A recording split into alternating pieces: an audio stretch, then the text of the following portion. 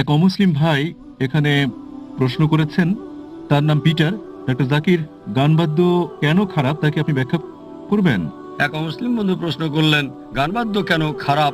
কোরআনে কোনো প্রত্যক্ষ নির্দেশ নেই যা গানবাদ্যকে খারাপ বলে। পরোক্ষভাবে নির্দেশ আছে, আর নবী মুহাম্মদ সাল্লাল্লাহু আলাইহি ওয়াসাল্লামের হাদিস আছে। তিনি গানবাদ্যের ব্যাপারে বলেছেন, বাদ্যযন্ত্র সম্পর্কে, ব্যবহার করা যাবে না শুধু দফ ছাড়া, অন্যান্য যন্ত্রের অনুমোদন নাই। কারণ হচ্ছে, অধিকাংশ সময় যখন বাদ্যযন্ত্র ব্যবহার করা হয় তখন তা সাধারণত কোনো ব্যক্তিকে খ্যাতির আশায় আচ্ছন্ন করে। অধিকাংশ সময় যদি ভালো করে দেখেন, কোরআন মূলত গান কবিতার বিরুদ্ধে। একটা সূরা আছে শুআরা, যা কবিদের ব্যাপারে বলছে। গান বাদ্যে সাধারণত যা ঘটে থাকে, যদি আপনি এগুলো ভালো করে দেখেন, অধিকাংশ গানই বাস্তবতা থেকে দূরে।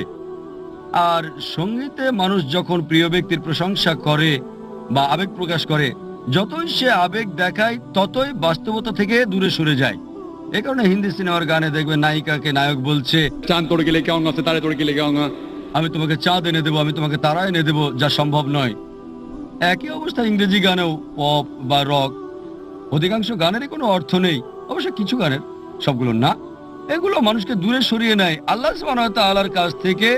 দেখা যায় মানুষ বন্ধুদের সাথে যায়, কাপড় চোপড় খুলে ফেলে, ভিন্ন আবেগে আচ্ছন্ন হয়ে পড়ে। অধিকাংশ সময় গান বাদ্য আল্লাহ সুবহানাহু ওয়া তাআলার কাছ থেকে মানুষকে দূরে সরিয়ে নেয়।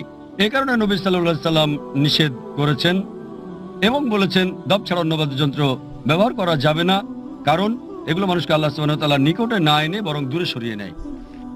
ধন্যবাদ সবাইকে ভিডিওটা দেখার জন্য। দেখা হবে ইনশাল্লাহ নেক্সট কোনো ভিডিওতে ভালো কোনো টপিক নিয়ে।